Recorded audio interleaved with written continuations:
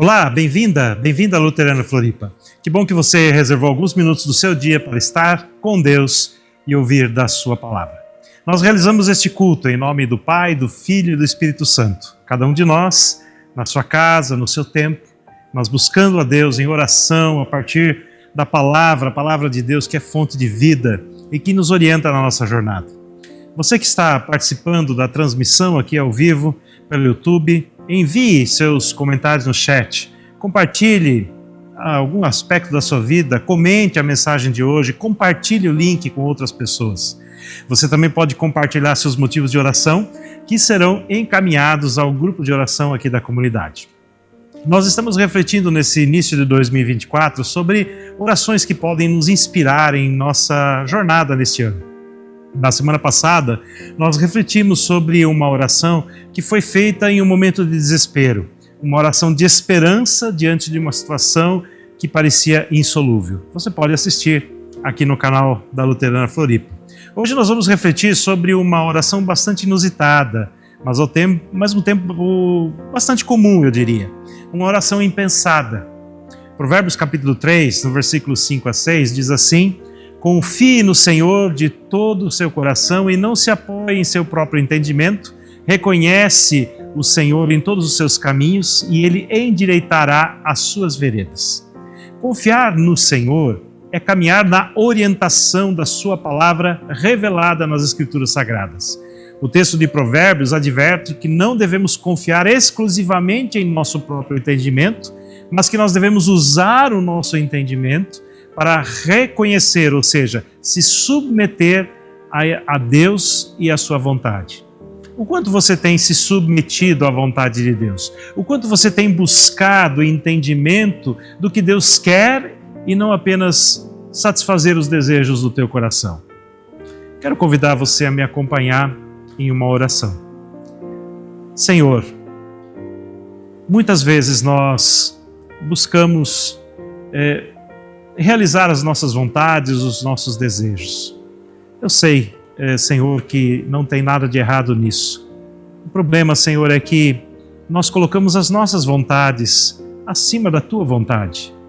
Ou nem nos perguntamos pela Tua vontade, ou nem buscamos conhecer a Tua vontade. Agimos de forma impulsiva, buscando satisfazer apenas os nossos desejos mais egoístas. Senhor, tem misericórdia de nós. Tem misericórdia de nós porque, de fato, nós somos egoístas, nós somos autocentrados. Nós não buscamos a Tua vontade com o fim de realmente colocá-la em prática na nossa vida. Por isso, nós confessamos a nossa rebeldia, confessamos, Senhor, que muitas vezes nós temos ignorado a Tua vontade. Assim pedimos, tem misericórdia de nós, Senhor. Amém. Que Deus possa estar te orientando e te dando sabedoria para tomar suas decisões e conduzir sua vida. 1 Pedro capítulo 1, versículos 13 a 14, diz assim: portanto, estejam com a mente preparada, prontos para a ação, sejam sóbrios e coloquem toda a esperança na graça que lhes será dada quando Jesus Cristo for revelado. Como filhos obedientes, não se deixem amoldar pelos maus desejos de outrora, quando vocês viviam na ignorância. Vamos ouvir uma música antes da mensagem de hoje.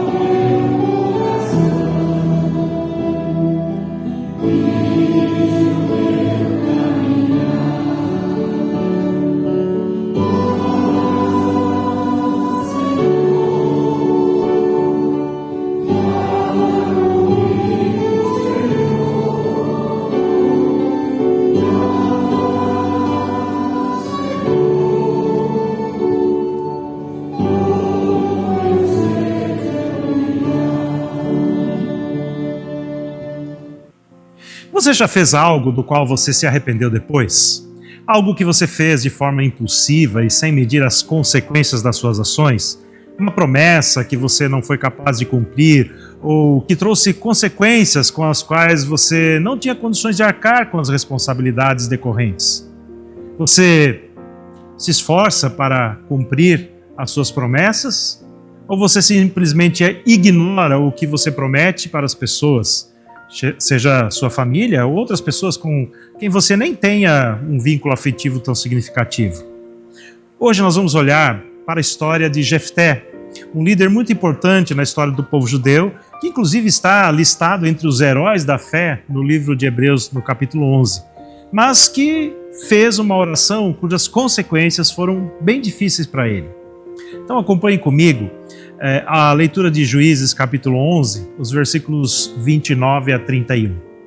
Então o Espírito do Senhor se apossou de Jefté, e este atravessou Gileade e Manassés, passou por Mispá de Gileade, e daí avançou contra os amonitas. E Jefté fez este voto ao Senhor: se entregares os amonitas nas minhas mãos, aquele que vier saindo da porta da minha casa ao meu encontro, quando eu retornar da vitória sobre os amonitas, será do Senhor, e eu o oferecerei em holocausto. Que oração é essa? Como alguém pode fazer uma promessa dessas? Se me deres a vitória na batalha contra os amonitas, a primeira pessoa que sair da minha casa e vier ao meu encontro, quando eu voltar vitorioso, eu oferecerei em sacrifício a ti. Será que Jefté tinha consciência do que ele estava fazendo? Ou foi uma oração feita no impulso das emoções? Mas antes de continuarmos com a nossa reflexão dessa oração de Jefté, nós precisamos entender quem foi Jefté. Ele é alguém que vem de uma história sofrida, bastante complicada.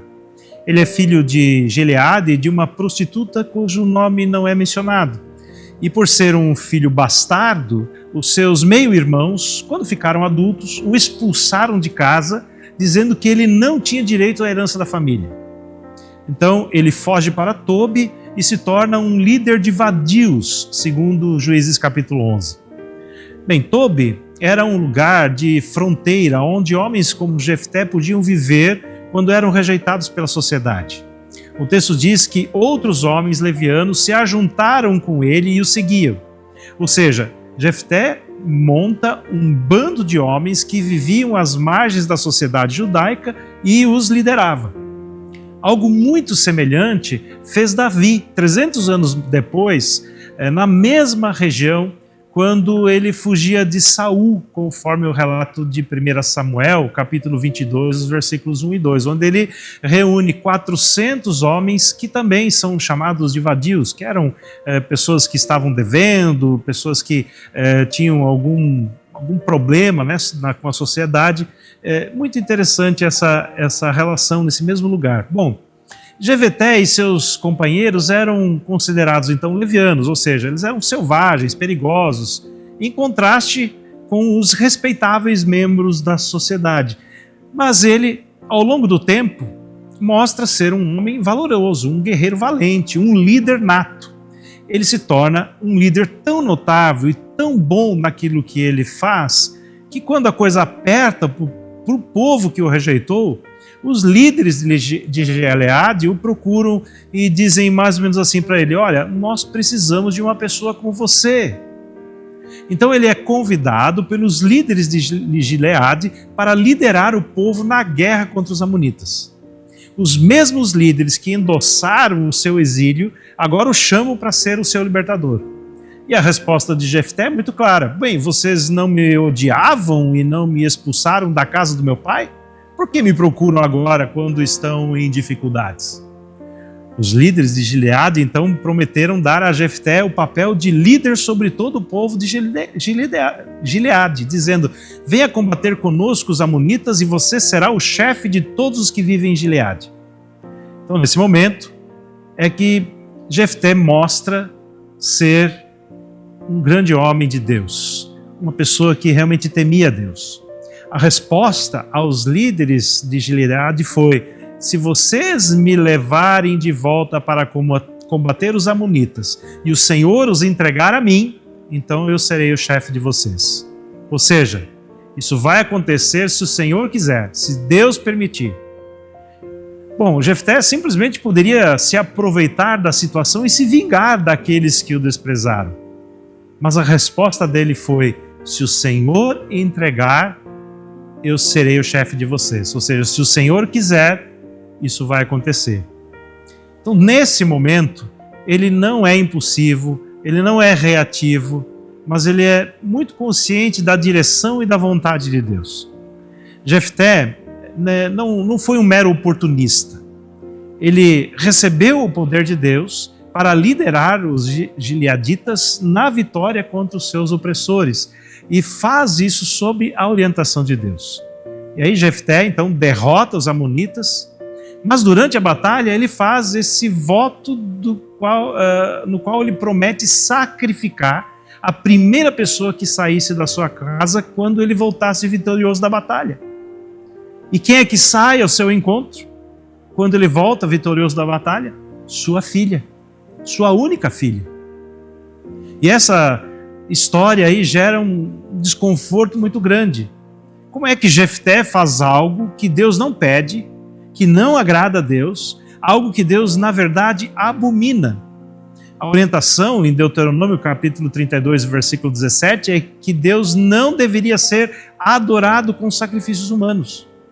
Essa é, na verdade, a grande diferencial, né, do Deus de Israel e dos outros deuses que os outros povos adoravam.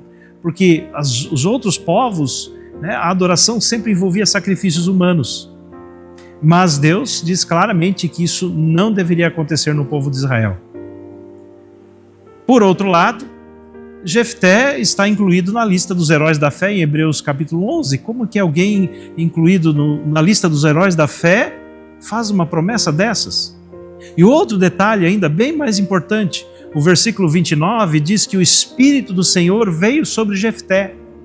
Na cronologia do texto, ele faz o voto sobre o domínio e a direção do Espírito do Senhor. Como é que isso pode?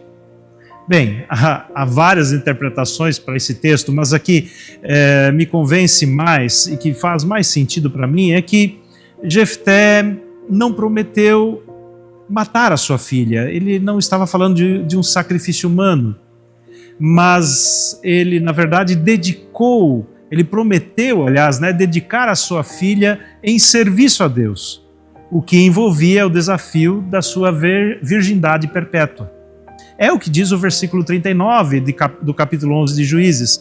Ele ali diz, que depois ele levou e cumpriu o seu voto, mas não adiciona e ela morreu. Ao invés disso, o texto diz que ela nunca deixou de ser virgem. Ou seja, a consequência do voto é que ela não se casou e que ela viveu toda a sua vida dedicada totalmente a Deus. Então, Jefté cumpriu o seu voto, porque a sua filha viveu o resto da vida como uma virgem. Então, holocausto ou sacrifício, aqui nesse texto, não significa morte, mas significa consagração total. Porque como rei e como judeu, Jefté jamais ofereceria a alguém como sacrifício humano. Inclusive, a discussão posterior não é se Jefté vai ou não matar a sua filha, mas é se ele vai ou não, se a filha dele vai ou não poder se casar. Então Jefté fica triste, mas porque ele não poderia casar sua filha. Em todo caso, Jefté queria ganhar a guerra e ele diz: meu Deus, eu faço qualquer coisa para que o Senhor me dê essa vitória. A pessoa que sair da minha casa, eu vou consagrar ao Senhor. Impulsividade total. Quando Jefté faz a sua oração, ele está indo para a guerra movido pelo Espírito de Deus. Ele não precisava fazer esse voto. Será que bateu um medo e aí ele fez um voto? O texto não deixa claro qual a motivação desse voto, mas ele definitivamente não era necessário.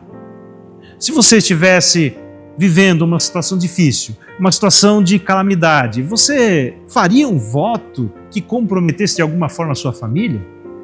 Você já fez alguma oração da qual você se arrependeu? Você já fez alguma oração ou algum voto e concluiu: puxa, eu não deveria ter pedido isso? Bem, Jefté fez um voto no desespero do momento.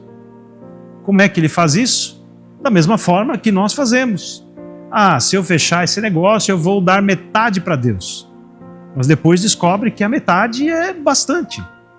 Se eu não rodar na faculdade, eu vou frequentar a igreja todas as semanas. Mas depois percebe que esse voto é demais. Será que eu não deveria ter feito isso?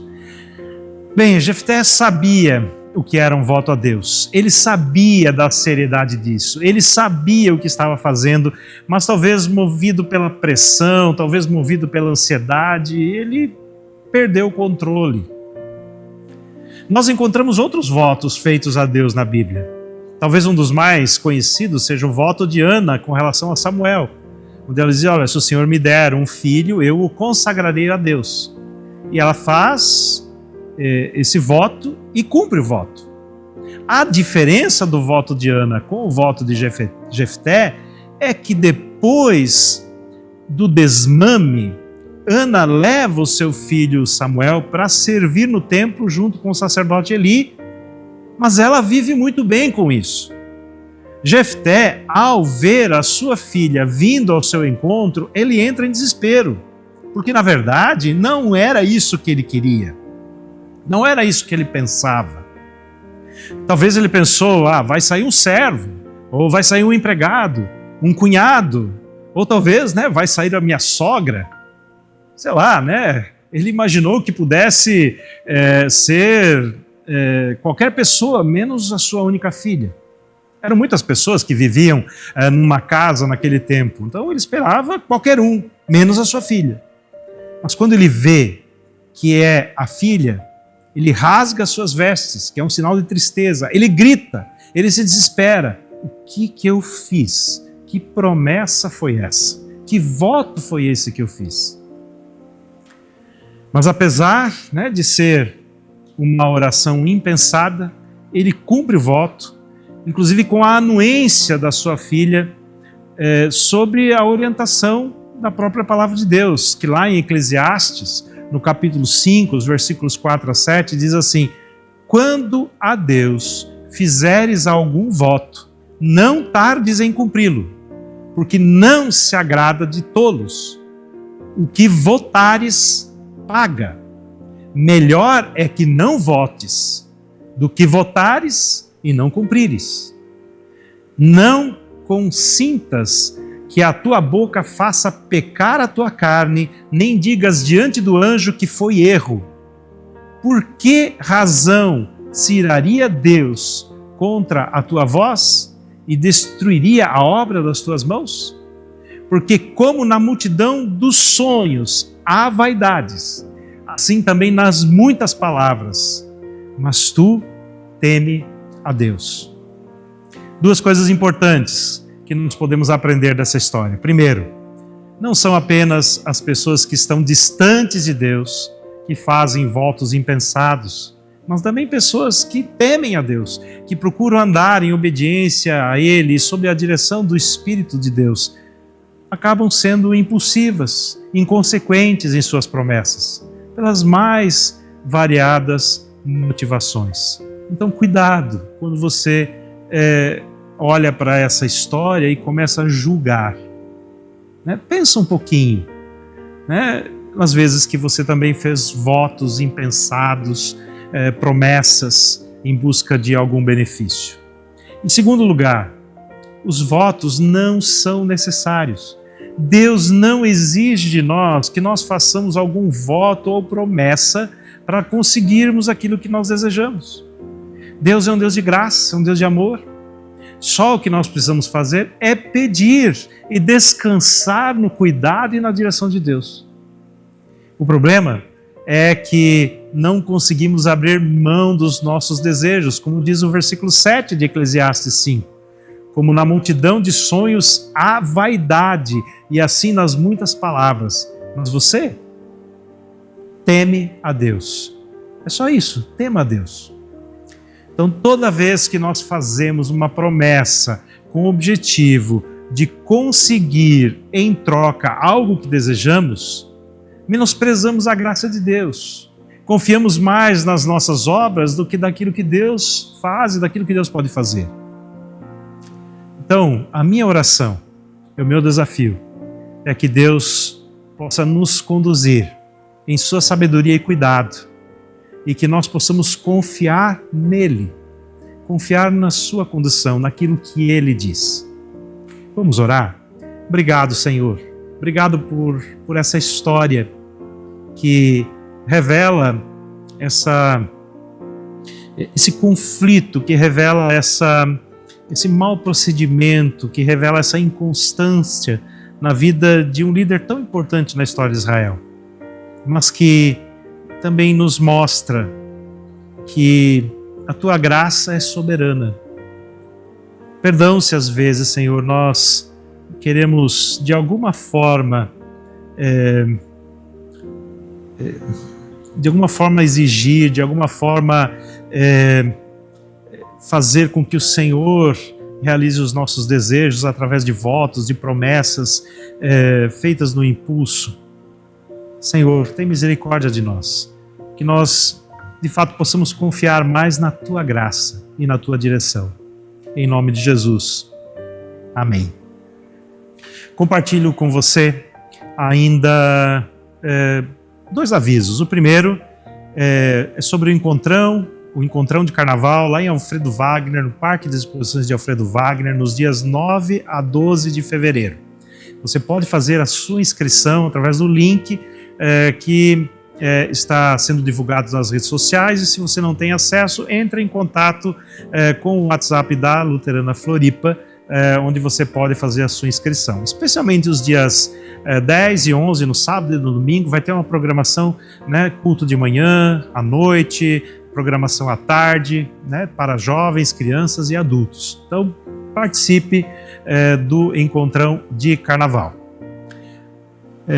Também quero agradecer você que tem deixado as suas contribuições para que nós possamos continuar com o trabalho missionário a partir da Luterana Floripa. Obrigado você que tem deixado, você tem feito através do Pix ou de contribuição bancária ou mesmo deixando na secretaria. Muito obrigado você que tem contribuído e apoiado todo o trabalho da Luterana Floripa. Que Deus também te abençoe ricamente.